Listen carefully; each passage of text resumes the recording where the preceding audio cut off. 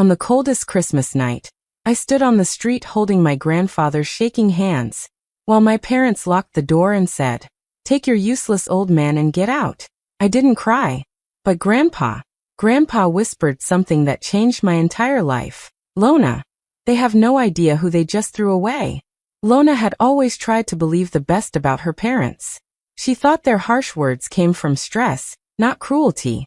She convinced herself that deep down, they cared. But that Christmas evening changed everything. They stood in the warm living room while she helped Grandpa Cairo stand, his cold hands shaking. Instead of kindness, her mother grabbed his walking stick and threw it outside like trash. Her father pointed at the door and told her to leave, calling her a burden for choosing to take care of an old man who gives nothing back. Lona froze for a moment, unable to understand how the people who raised her could push her out on the coldest night of the year. But when her father opened the door wider and told her not to return, she realized they meant every word. She wrapped her arm around Grandpa, helping him down the steps as the icy wind struck their faces. The door slammed behind them, locking them out of the only home she had ever known. They walked slowly down the empty street, snow gathering around their shoes. Lona's heart pounded as she tried to hide her fear. She had no money, no plan, nowhere to go. She didn't know how long Grandpa could walk without his stick, but he didn't complain even once. Every few steps, he tightened his grip on her arm, not to hold himself up, but to comfort her. When they reached a small bench under a street lamp, Lona helped him sit. She wrapped her scarf around his shoulders and knelt beside him, tears burning her eyes but refusing to fall. She felt lost, confused, and betrayed. Her parents had always been strict, but she never imagined they would choose pride and comfort over their own family. Grandpa looked at her with calm, steady eyes, as if he knew something she didn't. His voice was soft but sure when he spoke. "Everything is about to change, child," he whispered. Lona didn't understand how anything good could come from being homeless on Christmas night, but the way he said it made her feel a small spark of hope, a warmth she desperately needed in that cold darkness. She took his hand and sat beside him, holding on tightly. She didn't know what was coming next, but she trusted him. And for the first time, she realized love alone wasn't enough to survive, but maybe it was enough to start again. The wind grew colder as Lona helped Grandpa Cairo into the small bus shelter at the side of the road. It wasn't warm, but at least it blocked the strong wind. She sat close to him and wrapped her shawl around his shoulders, trying to stop his shivering. Her heart squeezed with worry. She didn't know how long they would stay here, or what they would do next. Everything she had believed about her life had fallen apart in one night. Grandpa sat quietly for a moment, staring at the falling snow. Then he slowly reached into his old coat pocket. Lona expected him to pull out a handkerchief or maybe medicine, but instead he brought out a small, dusty metal box. It looked old, something she had never seen before. He placed it gently in her hands, and she felt the weight of it, heavier than she expected. "Open it," he said softly. Lona lifted the lid with shaking fingers. Inside, she found things that made her breath stop. There were documents with official seals, keys with tags she didn't recognize, and several folded letters tied with a string. But the thing that confused her the most was the black credit card resting at the bottom. It had no name, no logo, nothing except a shine that told her it wasn't ordinary. She looked at Grandpa in shock. "What is all this?" she whispered. Cairo sighed, as if he had been waiting years to finally speak. "Lona, there is something I never told your parents, or anyone else." His voice was calm, but his eyes held a story she had never imagined. He explained that many years ago, he wasn't just a mechanic fixing small machines in a dusty workshop. He once owned and controlled half of the logistics routes along the East African coast. Ships, warehouses, transport lines. His name had been known in business circles across countries. People trusted him, respected him, and came to him for deals that shaped entire markets. But everything changed when someone in the family betrayed him. He didn't say who, but Lona could hear the pain in his voice. Instead of fighting, he walked away from everything he built. He changed his name, disappeared from that life, and chose a quiet and simple existence. No one knew the truth, not even her parents. Lona stared at him, speechless. It felt unreal, like she was hearing a story about a stranger. "But why me?" she finally asked. Grandpa reached out and touched her hand gently. Because you are the only one who has ever cared for me without asking for anything. The only one I can trust. In that tiny bus shelter, with snow falling outside, Lona realized her life was about to change in a way she never expected. And it all began with a dusty metal box. Before the sun even touched the sky, Grandpa Cairo asked Lona for the old phone she always carried. She handed it to him, thinking he just wanted to call a friend for help. But instead of any familiar number, he typed in a long international code she had never seen. His hands were steady, almost practiced, as if he had dialed it many times in another life. He spoke only a few words, calm and confident, and then he ended the call without explaining anything. Lona didn't understand what he had done until she heard the distant sound of engines approaching. 2 large black SUVs rolled up to the bus shelter and stopped right in front of them. Doors opened immediately, and 4 men in full security uniforms stepped out. To Lona's shock, they didn't look confused or surprised. They bowed their heads deeply the moment they saw Grandpa Cairo, like he was someone important, someone they had been waiting for.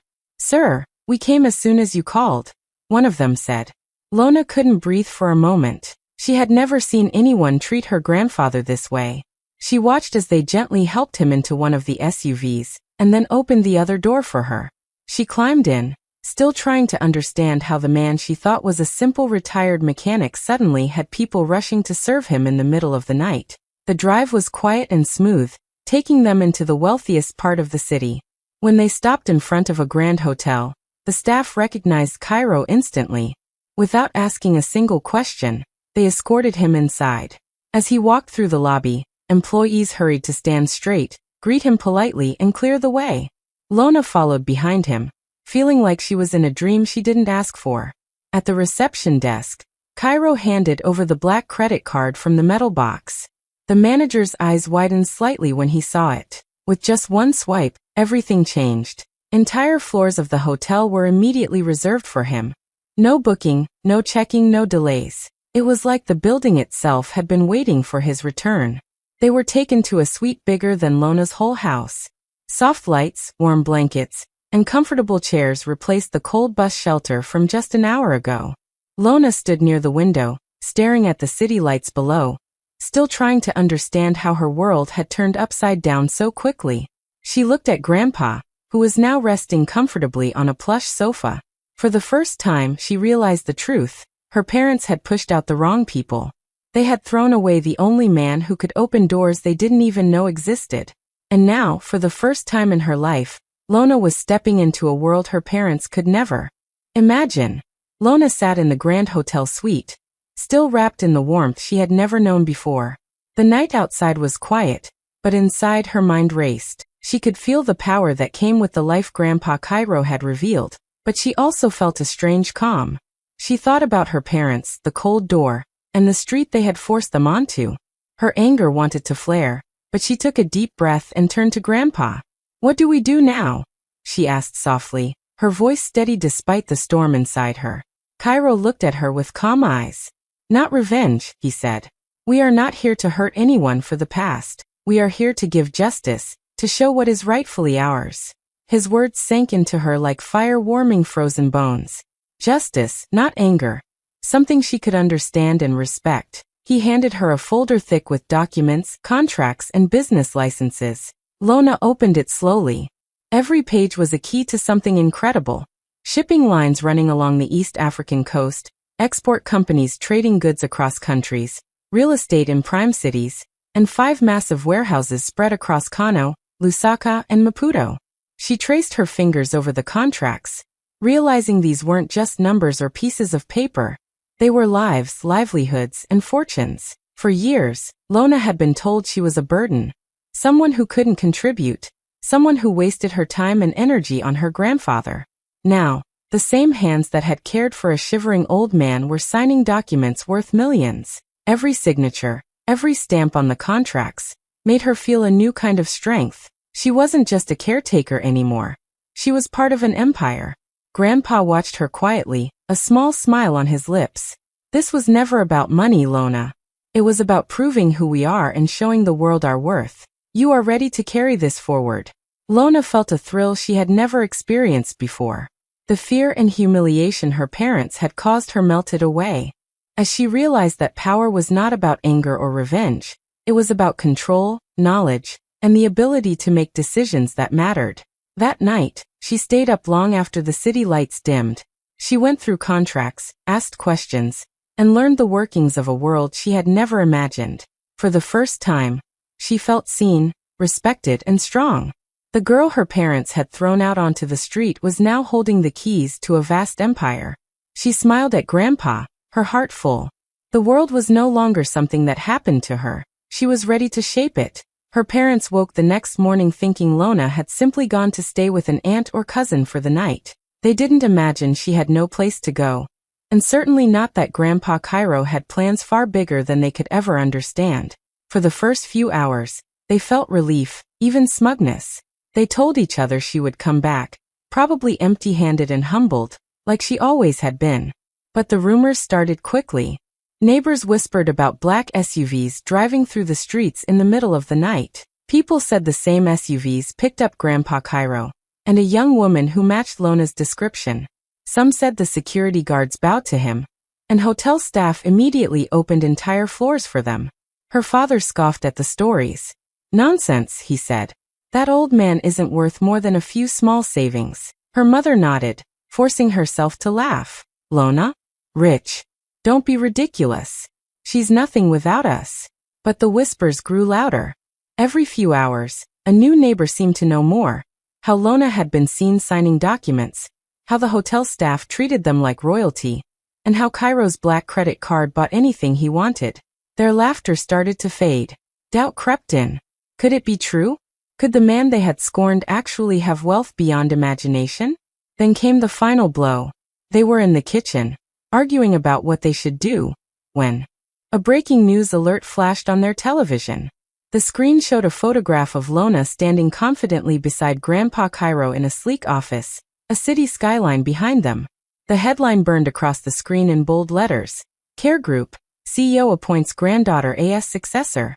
Her mother froze, dropping the cup she had been holding. Her father's hand shook as he reached for the remote, as if touching the screen could somehow erase the truth. The photos showed Lona smiling slightly, signing papers, surrounded by professionals who clearly respected her. The empire her parents had ignored and insulted was real, and worse, they were left outside it. For the first time, panic replaced their arrogance. Their minds raced with questions they couldn't answer. How did she get this power? How could a single night change everything? Why had they never seen it coming? Neighbors, friends, and even distant relatives began calling and texting. Some whispered in awe, others with envy.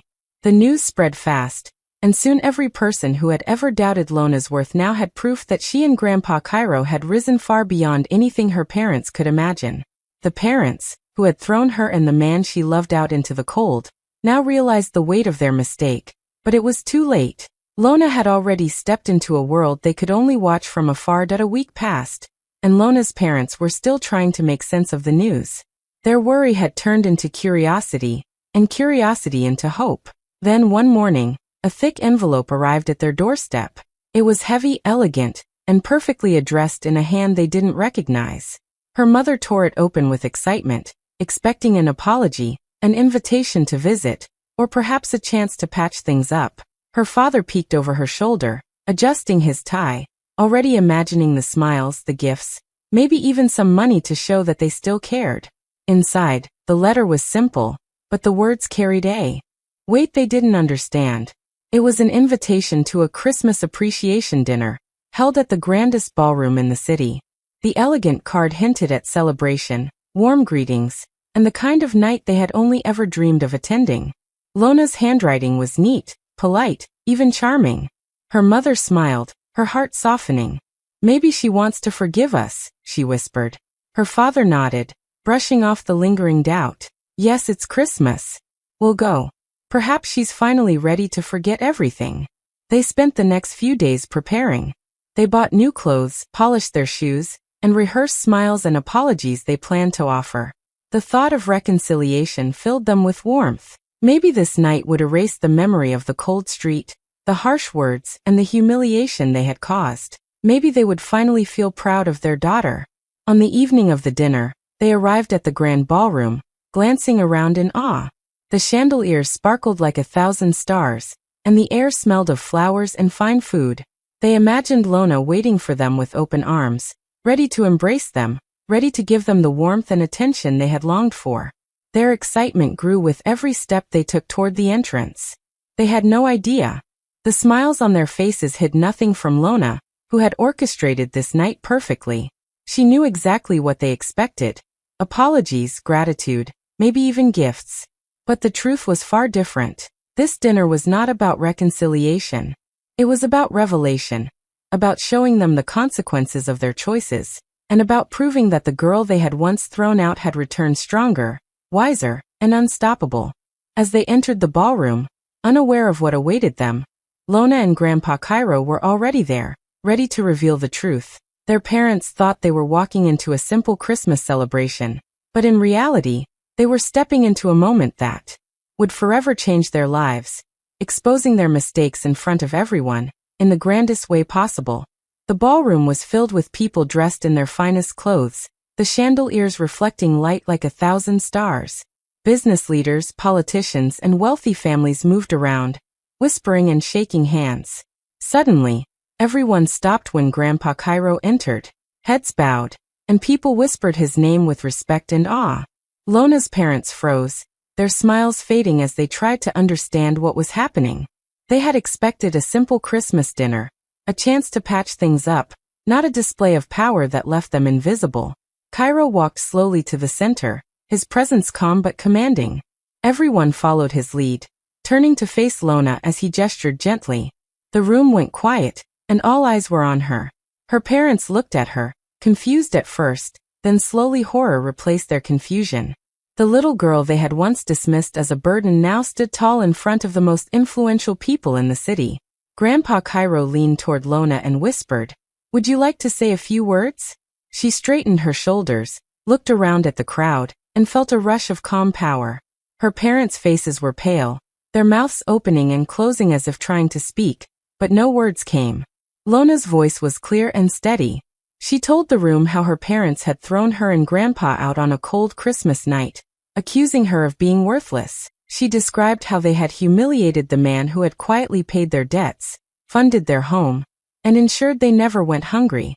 Every detail she shared was simple but precise, showing the truth without exaggeration. Gasps filled the hall. People whispered to each other, shocked by the revelation. Business leaders nodded in understanding, some exchanging quick messages on their phones. The respect and admiration in the room were palpable, directed entirely at Lona and Grandpa. Her parents tried to say something, but the words stuck in their throats. They could not look up. The shame was heavy, impossible to hide. Every eye in the room saw them for what they had done. Cruel, greedy, and blind to the truth. Lona finished speaking, her voice calm and strong. The room erupted in applause for her and Grandpa Cairo, not for her parents. The couple who had thought they controlled everything were now powerless, standing in the middle of a grand hall filled with witnesses to their humiliation. For the first time, they understood the full weight of their actions, and there was nothing they could do to undo it. In that moment, Lona realized how far she had come. The girl who had been kicked out into the cold was now commanding respect, shaping reality, and making her parents feel the same fear and helplessness they had once inflicted on her. Cairo's calm voice cut through the murmurs in the ballroom, carrying a weight that silenced everyone. He began to reveal truths that Lona's parents had never imagined anyone could know. With steady hands, he presented documents showing that every property, every bank account, every investment they had ever claimed as their own had legally belonged to him for decades. The houses they lived in, the businesses they boasted about, he had owned them all quietly, funding their lives without asking for anything in return. Lona watched as her parents' faces turned from confusion to panic. Their lips trembled, their hands shook. Cairo didn't yell, didn't show anger, but each calm word was like a hammer striking their carefully built illusion of power. He showed invoices, contracts, and receipts proving how he had quietly covered their debts, paid for repairs, and ensured they lived comfortably. Every lie, every insult, every moment they had mocked or dismissed him, and by extension Lona, was now recorded and exposed. Her parents tried to speak, to defend themselves, but Cairo raised a finger and handed over a small device.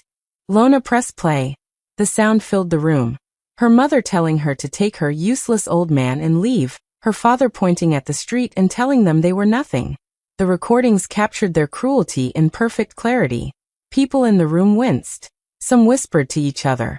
Friends who had smiled at the couple in the past now avoided eye contact, unsure how to respond to the revelation. Business partners who had once flocked to shake hands with her parents quietly stepped back. Contracts were paused, deals reconsidered, and invitations to events vanished as quickly as they had arrived. The parents were left standing in the center of the ballroom, powerless and humiliated, while the truth of their greed and deception spread like wildfire. It wasn't a dramatic scene with shouting or chaos, but the impact was even worse. Their fall was quiet, precise, and brutal. Every lie had been stripped away, every false claim exposed, and every ounce of respect they had assumed was theirs was gone. The room that had once been filled with their imagined influence now showed their reality, empty, rejected, and powerless. Lona looked at them calmly, feeling a mixture of satisfaction and relief. The parents who had thrown her and Grandpa into the cold now faced the consequences of their choices in front of the world. In minutes, their reputation, carefully built over decades, crumbled. Lona realized that justice didn't need to be loud or violent. It only needed truth, patience, and timing. And in that moment, the world saw exactly who had been right all along. After the applause faded and the room began to settle, Lona's parents rushed toward her, their faces red from crying and panic. Their hands shook as they grabbed her arms, their voices breaking. "Lona, please, we were wrong. It was the stress of the holidays, we didn't mean it." Her mother sobbed, while her father stumbled over words, trying to explain, to apologize, to make her forgive them on the spot. Lona looked at them quietly, not a tear in her eye.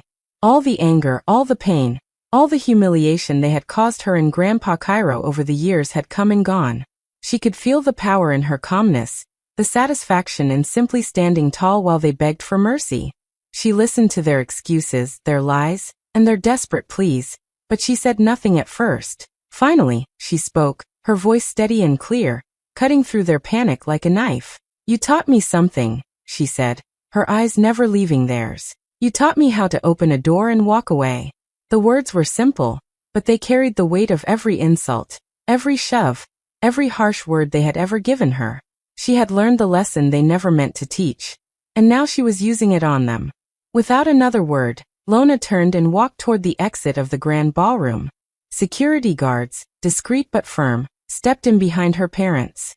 They guided her parents gently but firmly toward the doors, mirroring the same way her mother and father had thrown her and Grandpa into the cold that fateful Christmas night. Her parents' cries grew louder as they realized that this time, there would be no return, no forgiveness granted on their timeline. Lona paused at the doorway for a brief moment, glancing back just once. The grandeur of the ballroom, the respect of the crowd, the power she had earned, it all reflected in her calm posture. Her parents were left standing at the edge, desperate and powerless, realizing too late that the world had shifted. The little girl they had thought they could control had grown into a woman who controlled her own destiny, who could close doors firmly and never look back. As the doors shut behind her parents, the hall seemed to breathe with relief. Lona's heart was light. For the first time in years, she felt completely free.